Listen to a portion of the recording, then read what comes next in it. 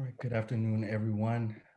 We would like to welcome you to our Fall 2020 Higher and Post-Secondary Education Applied Project poster session. Thank you all for being here. First, we'd like to, of course, welcome our presenters and our graduate students who will be sharing with you all shortly about some of the work that they've done over the last 15 weeks, although in many cases for many of our students, this represents a longer engagement with the topic, whether it's through their own professional careers or through practicum experiences. But what this culminating project will give you an opportunity to do is to learn a little bit more about the things that they've been able to research and gather data on and share findings related to critical and timely issues within higher and post-secondary education context. I should have started by saying my name is Kia McGuire. I'm an associate professor in the higher and post-secondary education program. My gender pronouns are he, him, and his.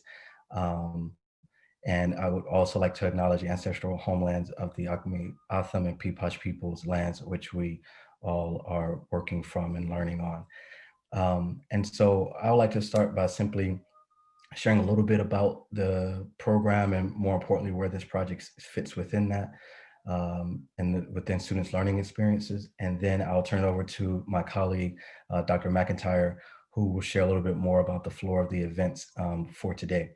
Again, our higher and post-secondary education program is an opportunity and a learning experience that's really geared to prepare professionals to work in a variety of contexts on college and university campuses.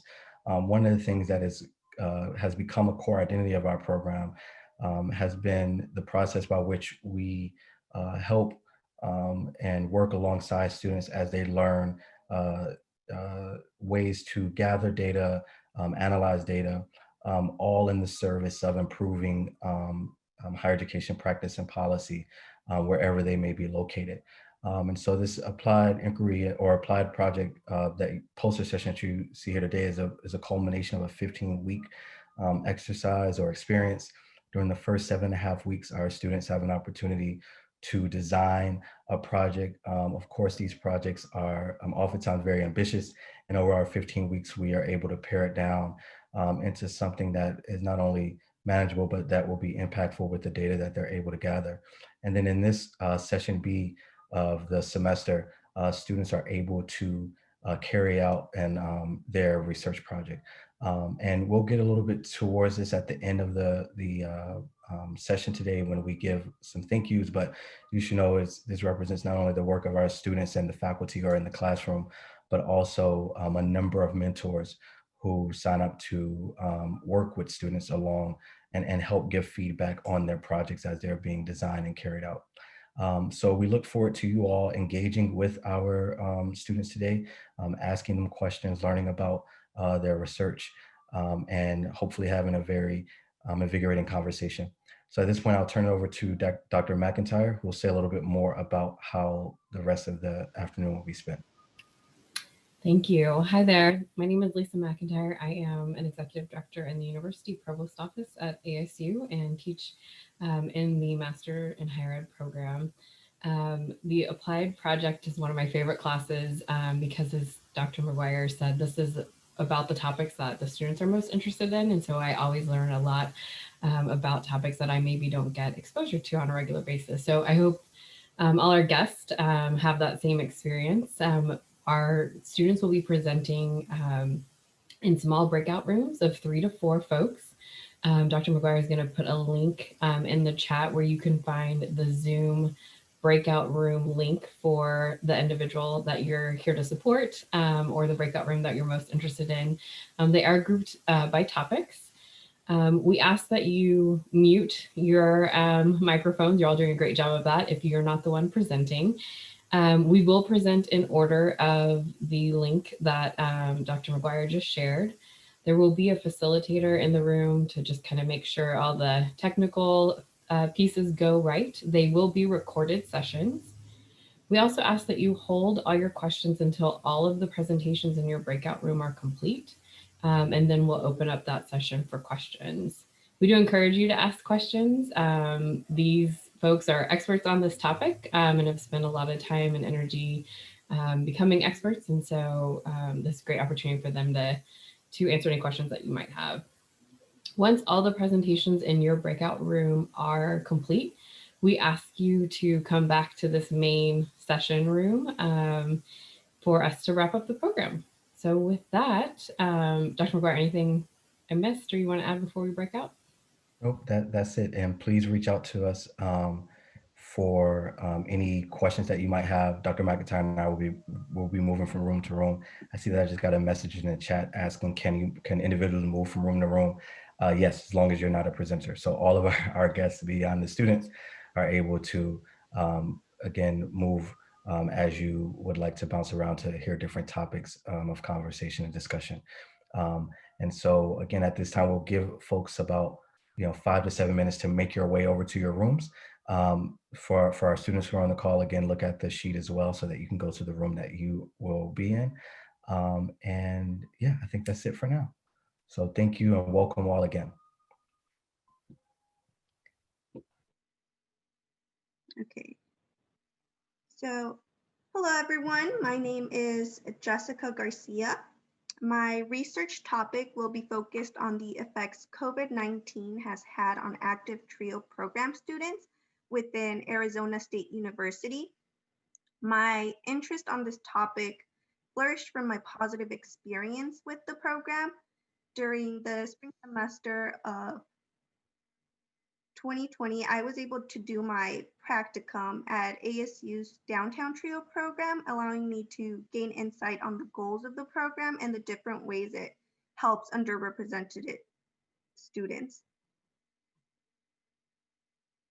So in 2019-2020, the COVID-19 pandemic has had rippling effects on student lives. Individuals have had to adapt to the changing environment. Virtually all instructions went online. Many students who are also parents of young children had to change routines to account for the new daily responsibilities. And students who work were forced to either quit their job or school. So the purpose of the study is to understand if ASU college students within the TRIO program were negatively affected by the COVID-19 pandemic. Um, by negative, I will be measuring this by whether the student's GPA decreased during this time frame, or they saw a decrease in income, among other things. So through my research, I hope to answer the research question of what are the effects COVID-19 has had on undergraduate TRIO students at Arizona State University. So in order to collect data, I used a mixed research design, which consisted of a quantitative and qualitative approach to gain an understanding of the effects of the pandemic on the students. A random sample of TRIO program participants were used. The data was collected via an online survey, which consisted of both closed and open-ended questions. 4 of the 11 questions were based on the Likert scale, allowing students to specify to what degree the statement related to them. And out of the 270 plus students within the program at ASU, 25 responded to the survey. So after analyzing the data, there were 3 key findings within my research. TRIO participants were or had been negatively affected by the pandemic, academically, financially, and socially. If you look at the chart, you can see that 16 out of 25 students agreed to some extent with the statement of their GPA being negatively affected. 5 students were neutral and 4 students didn't see a negative impact on their GPA. This reflects the hardship students have been facing trying to stay on top of schoolwork as they adapt to the changing environment. When asked about their interest in classes, if it has declined since the pandemic started, more than half of the students mentioned that they agreed with the statement. 6 students were neutral and 3 students disagreed. This, I would say, reflects the challenges that students have been facing to stay motivated while taking online courses. Another finding was when asked about their financial circumstances, if it had been negatively affected by the pandemic, 12 participants mentioned that they agreed to being impacted. 8 participants were neutral in the response, and 5 mentioned that they disagreed with the statement. Overall, it seems as if less students were negatively impacted financially than academically, but I mean, there was still that impact, negative impact. The last key finding is based on the social life of the participant and how it has been affected by the pandemic. Out of the 25 respondents, 18 students, or more than 70% of the students, responded that they agreed to the statement of being negatively affected. 4 students were neutral as to whether their social life was or wasn't impacted, and 3 students disagreed with the statement, meaning that their social life has not been affected by the pandemic in a negative manner. So I would say this reflects the challenges of having to follow social distance guidelines after the pandemic. For the open-ended questions that the participants were asked about, which included the most challenging aspect of the pandemic and the most challenging aspect of school during the pandemic, there were a couple of reoccurring themes within the answers that the participants provided. Those included their social, mental health, motivation, technology, and finances. One student mentioned that the most challenging aspect of the pandemic is having to live with what was lost as a result of it, and most of the stuff that she would have done in her senior year was either canceled or pushed back. Another student mentioned that the most challenging aspect of the pandemic has been finding motivation and energy for schoolwork. In regards to technology being the hardest aspect of the pandemic, a student mentioned that it is difficult to talk to the teachers and it is harder to ask questions over Zoom. Lastly, a student mentioned that finances was the hardest part along with childcare.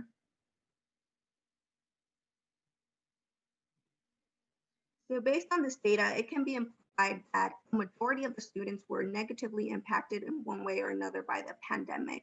When asked about what ASU can do to more effectively manage it in the future, the student responses consisted of the following: more resources, more flexibility, and increased student motivation. Based on these responses, it seems as if students are not finding the resources that are available to them to help them navigate through the school year and have a better student experience within ASU. These types of situations need to be addressed. ASU needs to be proactive in reaching out to students and providing or helping the student navigate the site to help them find the different resources. ASU is such a big university that it can be hard at times to find specific resources. Sometimes students need mental health resources, others may need social interaction resources, and some might just be looking for a technology workshop to see how Zoom works. Advisors, mentors should play a role by reaching out to those students and asking about their well-being and being able to meet their needs. Within the classroom, professors should be more flexible in their classroom policies. Also, they should be more conscious about how much work they give students. Overall, by focusing on the students' needs, ASU might be able to address the problem and help reduce the negative effects the pandemic has had on students' academic, financial, and social life. That is all. Thank you so much.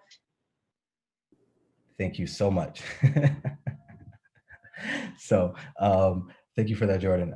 So I have to say, this is my first time participating in a virtual poster session, and that felt like a whirlwind, but in a good way. So thank you all for your presentations. Both Dr. McIntyre and I had an opportunity to hop around from room to room. I'm actually going to stop talking and turn over to Dr. McIntyre, and I'll say a little bit more to close us out at the end. All right. I just wanted to congratulate all of you. You should be very proud of what you did. I know this semester was like none other. Just like Dr. McGuire, that was my first virtual poster session. And I just want to commend you all on your resilience and determination in making it work. We had all kinds of fun challenges to work through, and we all did it and had great communication. And I think you all, just the potential is limitless for all of you. So I wish you all the best of luck. I hope to hear updates from you all where your careers take you, and always here as a resource for you all. So I see all the applause and celebrations going up. It might be a bit much to unmute and do a round of applause, but want to thank all the guests, family members who were able to join us today. That is one of the great things about our virtual opportunity, is that I think we might have been able to expand our audience a bit more. We will be sharing recordings with the students. So if you weren't able to have a guest join us today, please share it with them. There's no way any of us would have made it through this program without all the support of our family and friends. And I also want to thank our colleagues.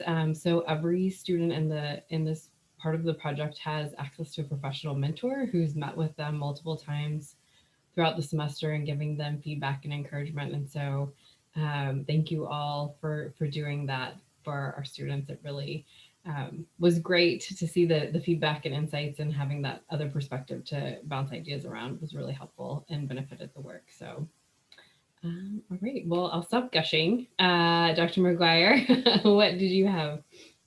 Yeah, so just one more thank you before we move on, which is to Jody and her team, who have handled all the logistical responsibilities for today, is setting up the virtual rooms, making sure all the Zoom links work, and making sure that we have facilitators in each room. So thank you to Jody, Ashley, Pinnock, Liam, Caitlin, for your support and making sure that this program went off without any hiccups. So thank you all very much for making this easy for Dr. McIntyre and myself. I also would just like to echo Dr. McIntyre and thank our mentors. Usually we have like mentors and program instructors like raise their hand. I think there's a reaction to do that. So if you know how to raise your hand or put a thumbs up, maybe if you want to put a thumbs up, how about that? So that we can acknowledge all of our mentors and program faculty who teach and work alongside our students throughout the program. Your support is sincerely and deeply appreciated.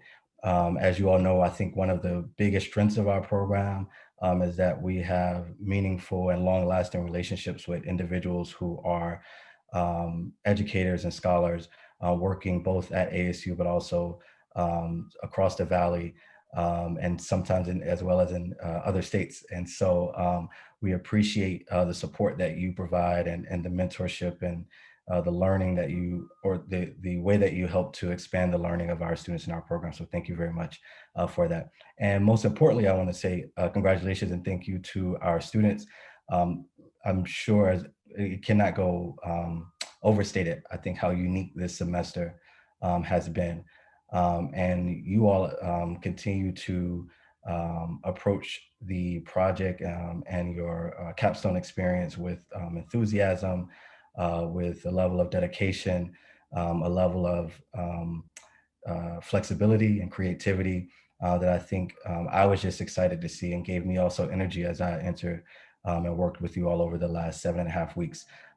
And so I know very few things feel like it's normal as far as celebrating things in this particular context, but we do hope that you will find time to honor this moment in some way, to reflect back on all of the hard work that you've accomplished over your time in the program, and that you are able to enjoy at least a moment of reprieve with family and friends and colleagues, because what you have accomplished not only today and throughout the semester, but over the program is definitely worth celebrating. And it has been our pleasure to be on this journey alongside of you. So there's just two more things before we wrap up. So first one is kind of an announcement of sorts, which is at the very end, we'll ask all mentors, program faculty, and students to stay on the call so that we can take a photo. We may have to take multiple photos. I actually don't know how this works, taking photos in Zoom, but Jody will be here to assist us with that. And also every semester during the capstone experience, we have an opportunity to recognize a student, one of your colleagues and peers, who is nominated by program faculty as a recognition for their achievement and contributions, both inside and outside of the classroom, to the higher and post-secondary education program. And so this year we'll have an opportunity to do the same. And what I'm going to do is just share very briefly what one nominator said about this particular student before I announce who the student is. And again, we and Lindsay, Dr. Dipple, who was on the call, normally does this part and does it much more eloquently than I do as I fumble through this process. But it's really an opportunity for us to recognize a peer who has made significant contributions, who has also impressed upon faculty with their dedication, not simply in this course, but throughout the program, and is therefore worthy of the nomination. We usually will hand you a piece of paper or a certificate of an award framed. We will have to connect after this in order to pass that along to you. But one nominator said about this student, that this student is extremely engaged. They also demonstrate a high level of intellectual curiosity, and they also not only work well with students, but embrace collaboration, and that this student in particular deserves recognition for their outstanding contributions that they made to the learning environment within and across classrooms. And so without further ado, that student is Dakota Weber. So let's give Dakota a round of applause. And also, Dakota, congratulations. I know you didn't know this was happening. You and I can connect after to make sure that you get your certificate and award. But again, congratulations, and for an award that's well deserved. Okay. Yes, you're welcome. You're welcome. All right. So we're going to stop there. Again, thank you for everyone who came and visited with us. We'll ask for the students and program faculty and mentors to stay on so that we can get one picture, and we'll share that out with everyone as well.